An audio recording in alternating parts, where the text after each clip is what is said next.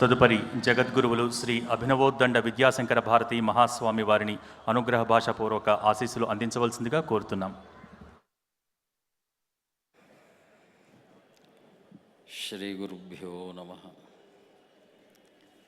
శంకరం శంకరాచార్యం కేశవం బాదరాయణం సూత్రభాష్యకృతో వందే భగవంతో పునః పునః. శృతిస్మృతిపురాణానాం ఆలయం కరుణాలయం నమామి భగవత్పాదశంకరం లోకశంకరం. శ్రీమన్నృసింహవిభవే గరుడధ్వజాయ తాపత్రయోపశమనాయ భవౌషధాయ తృష్ణాదివృశ్చికజలాగ్నిభుజంగరోగక్లేశవ్యయాయ హరయే గురవే నమస్తే. నారాయణసమారంభాం వ్యాసశంకరమధ్యమాం అస్మదాచార్యపర్యంతాం వందే గురుపరంపరాం. నారాయణాదిగా నేటి గురుపరంపర వరకు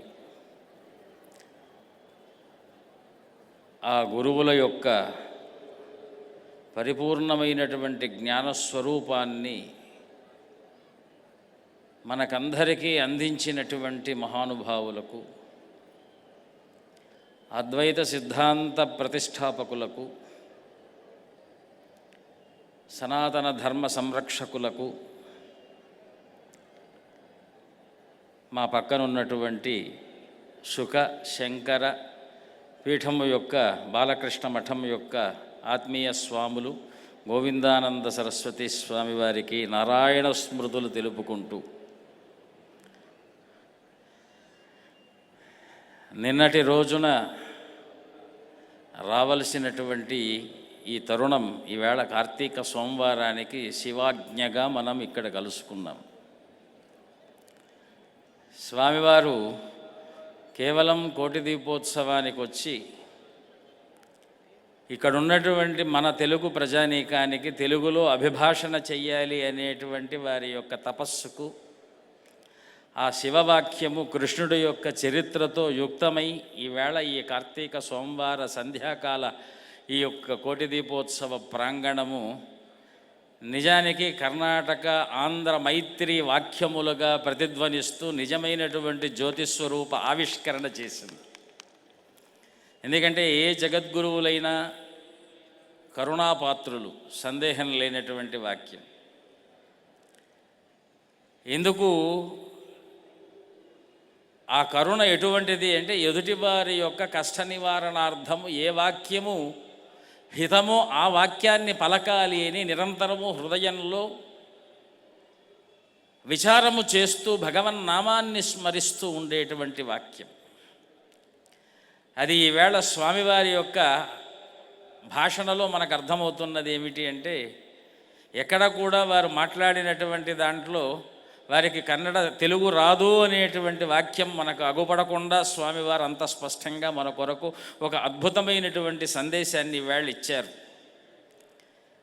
కృష్ణ పరమాత్మ అద్దం ముందు అలంకరించుకుంటూ ఉండగా ఎప్పుడూ లేనటువంటి విడ్డూరము సారథికి అనిపించి సారథి రాగా సారథి అడిగాడట స్వామివారిని, ఇదేమిటి స్వామి, ఎప్పుడూ లేనటువంటి ఈ విడ్డూరం ఇలా ఉన్నదే అని అంటే, అప్పుడు కృష్ణ పరమాత్మ చెప్పాడు, నాయనా దుర్యోధనుడు కేవలం చూసేది నా బహిస్సౌందర్యమే తప్ప అంతఃసౌందర్యాన్ని చూడలేడు, చూడటానికి ఆయనకు శక్తి లేదు. అంతఃసౌందర్యాన్ని చూడాలి అంటే మన లోపల ఒక సౌందర్యం ఉండాలి, దాన్నే ప్రకాశము, జ్ఞాన ప్రకాశము. లోపల ఉన్నటువంటి హృదయంలో ఎన్నో భారాలు మనిషికి ఎప్పుడూ నిరంతరము భారయుక్తమై ఉంటాయి. ఆ భారాన్ని తగ్గించేటువంటి ఏదైనా ఒక ప్రణాళిక ఉన్నది అంటే అది వైదిక సనాతన ధర్మం మార్గం మాత్రమే. అందుకే కృష్ణ పరమాత్మ ఎందుకు దుర్యోధనాదుల పక్కన లేడు, ధర్మరాజు ఇత్యాదుల పక్కనే ఉన్నాడు అంటే, వాళ్ళ హృదయంలో వైదిక సంప్రదాయ నిష్ఠకు ప్రతిరూపంగా పరమాత్మను చూస్తున్నారు. దుర్యోధనాదులందరూ కూడా వేదార్థాలను అధ్యయనం చేసిన వారే, కానీ వారి హృదయంలో ఆ స్వరూపంగా మనం పరమాత్మను చూడట్లేదు. అందుకే మనం ఒక్క మాట అంటాం, ఏమిటి అంటే సనాతనంలో లోకా సమస్త సుఖినో భవంతు అని ఒక మాట మనం ఎప్పుడూ పలుకుతుంటాం. సమస్త సన్మంగళాని భవంతు. అందుకే అన్ని సన్మంగళములు ఎవరి దగ్గర ఉంటాయి అంటే జగన్మంగళాకారుడైనటువంటి ఆ పరమాత్మ యందు ఉంటాయి. గీతాశాస్త్రంలో ఒక మాట ఆయన చెప్తూ, ఈ దేహము కేవలము నా మాయ చేత కలిగిందే తప్ప ఇది నా స్వరూపం కాదయ్యా, నా స్వరూపం ఎప్పుడూ కూడా జ్యోతిస్వరూపమే. కాబట్టి ఎంత జ్ఞానంతో మనం వ్యవహరిస్తే ఆ పరమాత్మను బాహిక సౌందర్యం కాకుండా ఆ జ్యోతిస్వరూపాన్ని మనం అర్థం చేసుకుంటాము అనేటువంటి విషయాన్ని వ్రతాలలో, పూజలలో, గృహాల యొక్క అలంకరణలో, దేహము యొక్క అలంకరణలో ఎక్కడికి వెళ్ళినప్పటికీ కూడా మంగళప్రదంగా మనం ఇచ్చేటువంటి ఒకానొక భగవంతుడికి చూపించేది, మనమిచ్చేటువంటిది, జనులందరూ కళ్ళకు అద్దుకునేటువంటిది హారతి. అందుకే ఈవేళ రామేశ్వరుడు, రామనాథస్వామి వారు, కాశీ విశ్వనాథస్వామి వారు ఇద్దరు కూడా ఇక్కడ ఉన్నారు. మేము వచ్చేటప్పటికీ రామనాథస్వామి వారి యొక్క కళ్యాణ వైభవం అంగరంగ వైభవంగా ఇక్కడ పండితోత్తముల చేత చెప్పబడేటువంటి మంత్రోచ్చారణల మధ్య ప్రవరలతో, మంగళసూత్ర ధారణతో, ఈ యొక్క ప్రాంగణము యొక్క ఊరేగింపుతో అత్యంత వైభవోపేతంగా రామేశ్వర స్వామి వారు పర్వతవర్ధిని సహితంగా మనకు అనుగ్రహాన్ని ఇచ్చారు. దానికి మునుపు ఏమో కాశీ పరిపూర్ణమైనటువంటి కళ్ళకు ఎంతటి భాగ్యాన్ని కావాలో అంతటి భాగ్యాన్ని మనం అనుభవించాం. ఇక్కడ ఒక చిన్న విషయం, మనకు పురాతనం నుంచి వస్తున్నటువంటి, పూర్వం నుంచి వస్తున్న ఉక్తి ఉన్నది. కాశీలో స్నానం చేసి ఆ గంగను రామేశ్వరంలో కలిపి, రామేశ్వరంలో ఉన్నటువంటి సైకతాన్ని, సముద్ర సైకతాన్ని గంగలో కలిపినట్టయితే యాత్ర పరిసమాప్తి అవుతుంది అని ఒక మనకు పురాణ వచనం ఉన్నది. అంటే భారతదేశంలో యాత్రలు, తీర్థయాత్ర సమాప్తి జరుగుతుంది అని. అది అందరూ ఈ కాలంలో కాలం వేగవంతమై విమానాది రైళ్లయానాలు సొంతంగా వెళ్ళగలిగినటువంటి స్థలం ఉన్నా వెళ్ళలేనటువంటి జనానీకం ఎంతోమంది ఉంటారు. అటువంటి వారికి ఒక వేదిక మీదుగా రామేశ్వరం నుంచి కాశీ వరకు ప్రయాణం చేయలేనటువంటి వారికి కాశీ విశ్వనాథుణ్ణి, రామనాథ సహిత పర్వతవర్ధిని దేవిని ఒకే స్థానంలో యాత్రా పరిసమాప్తికి ఆలంబభూతంగా ప్రమాణంగా నిలిచేటువంటి దివ్య కార్తీక సోమవార సంధ్యాకాలంలో విశ్వేశ్వర సహిత రామనాథ స్వామి వారి యొక్క దివ్య వైభవ దర్శనము యాత్రా పరిసమాప్త లక్షణము. కాబట్టి ఈ రోజులతో మనం కోటిసార్లు ఎన్ని యాత్రలు చేసినా కాశీ క్షేత్ర దర్శనము, రామేశ్వర క్షేత్ర దర్శనం అది యాత్రా పరిసమాప్తి అయినట్టుగా ఈ వేటి మన దర్శనము పరిసమాప్తి అయినట్టుగా మనం భావించాలి.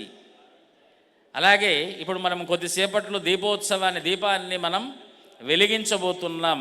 ఒకే ముక్తం దీపాన్ని గురించి వేదాంగాలు ఎన్నో శాస్త్రార్థాలు చేస్తున్నప్పటికీ కూడా ఓంకారం మంత్ర సంయుక్తం నిత్యం ధ్యాయంతి యోగినః కామదం మోక్షదం తస్మై ఓంకారాయ నమో నమః అనేటువంటి మంత్రం మనకు శివుడికి ప్రధానంగా ఆయన ఓంకార స్వరూపుడని తెలియజేస్తున్నది. ఆ ఓంకార స్వరూపాన్ని మనం ఎలా గుర్తించాలి అంటే ఆ ఓంకార స్వరూపము సాక్షాత్తు జ్యోతిస్వరూపం. ఎందుకు అంటే ఓంకారం మంత్ర సంయుక్తం, అది కేవలం ఓంకారం అనేటువంటిది శబ్దం కాదయ్యా, అక్షరం కాదు, సాక్షాత్తు మంత్రం అది.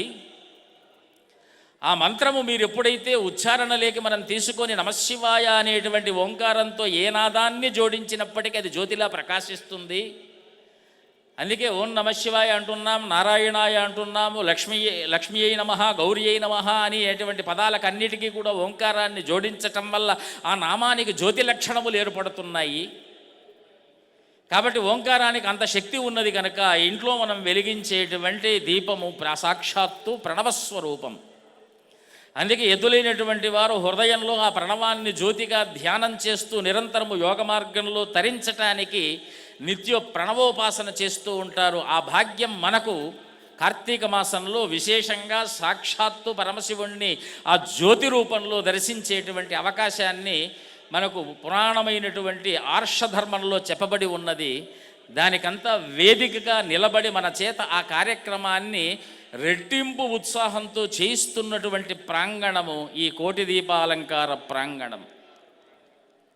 కాబట్టి మనమందరము కూడా కేవలం ఇందాక స్వామివారు చెప్పారు, దీపం అంటే కేవలం కాంతినిచ్చేది కాదు, లోపల హృదయంలో ఉండేటువంటి జ్ఞాన ప్రకాశనాన్ని పూర్తిగా దేహమయం చేయగలిగినటువంటిది, దివ్యమైనటువంటి దృష్టి కలగజేసేటువంటిది. అందుకే కృత్తిక మాసంలో, కార్తీక మాసంలో వచ్చేటువంటి పౌర్ణమికి అంత వైశిష్ట్యం. అందుకే కృత్తిక అంటే జ్యోతిస్వరూపం. ఆ మాసమంతా కూడా దీపస్వరూపమే కనుక దీపాన్ని వెలిగిస్తున్నాం. దీపం ఏమిటి అంటే అగ్నిర్నఃపాతు కృత్తిక అనేటువంటి వేదమంత్రం ఎప్పుడూ కూడా మనల్ని కాపాడుతూ ఉండేటువంటిది ఏదైనా ఉన్నది అంటే అది హృదయంలో ఆరనటువంటి జ్యోతి. ఆ జ్యోతి ప్రకాశనాన్ని 11, 15, 16 సంవత్సరాల నుంచి దాదాపు 11, 15 సంవత్సరాల కాల పర్యంతము ఈ యొక్క ప్రాంగణంలో కోటి దీపాలంకారాలు రోజూ కూడా వెలుగుతూ దేశ ధర్మ కర్మ రక్షణార్థము నియుక్తమై ఉన్నటువంటి ఈ ప్రాంగణంలో ఎంతోమంది చేత ఆ దీప ప్రజ్వలనం చేయిస్తున్నటువంటి ఈ ధర్మ సమూహంలో ఎంతోమంది పాత్రులై అందరూ కూడా యాజమాన్యము యొక్క అనుసరిస్తూ వారి గతిన నడుస్తూ కార్తీక మాసం వచ్చింది అంటే ఒక ఉత్సాహమైనటువంటి మాసంగా భావిస్తూ జనంలో కూడా అదొక పెద్ద పండగలాగా, కార్తీక మాసం వచ్చింది అంటే ఎన్టీఆర్ స్టేడియం ప్రాంగణంలో ఒక కోటి దీపాలంకార యజ్ఞం లాంటి ఒక మహోత్సవం 12 రోజులు 13 రోజుల పాటు సాగుతున్నది అనేటువంటి ఉత్సాహంతో ఎలాగైనా వెళ్ళాలి, పాల్గొనాలి అనేటువంటి ఒక నిబద్ధమైనటువంటి ఒక సంకల్పం జనాల్లో ఏర్పడుతున్నది. అదంతా కూడా సనాతన ధర్మాన్ని పరిరక్షించేటువంటి ఒక మహాయాగంలో ఒక అద్భుతమైనటువంటి కార్యక్రమంగా ఈ యొక్క కార్తీక సోమవార సమయాన అభివర్ణిస్తూ ఈ కార్యక్రమం ఇతోధికంగా వృద్ధి అవుతూ ఆ కోటి దీపాల యొక్క కాంతులలో సాక్షాత్కరించేటువంటి శివుడు ఇందాక స్వామివారు చెప్పినట్టుగా సర్వదా సర్వతోముఖంగా సర్వకాలముల యందు ఈ భక్తి ఛానల్ ద్వారా మనకందరికీ ఈ యొక్క ధర్మ కర్మల యొక్క ఆ పుణ్యాన్ని అందజేస్తున్నటువంటి నరేంద్ర చౌదరి రమాదేవి దంపతులకు పరిపూర్ణ శివరక్ష కలుగుగాక అని సభాముఖంగా అందరికీ తెలియజేస్తూ, ఇంకా మనకు చాలా రోజులు మిగులున్నాయి. అనేకమైనటువంటి దివ్య సందర్శనాలతో పాటు ఎంతోమంది మహనీయులను మనం దర్శనం చేసుకోబోతున్నాం. అటువంటి కార్యక్రమంలో ప్రతి ఒక్కరూ వీక్షించేటువంటి వీక్షకులకు కూడా శివానుగ్రహ ప్రాప్తిరస్తు అనేటువంటి ఆశీర్వచనాన్ని తెలియజేస్తూ శారదా చంద్రమౌళీశ్వరుల యొక్క పరిపూర్ణ కృప అందరికీ కలుగుగాక. స్వస్తి. హరి ఓం తత్సత్.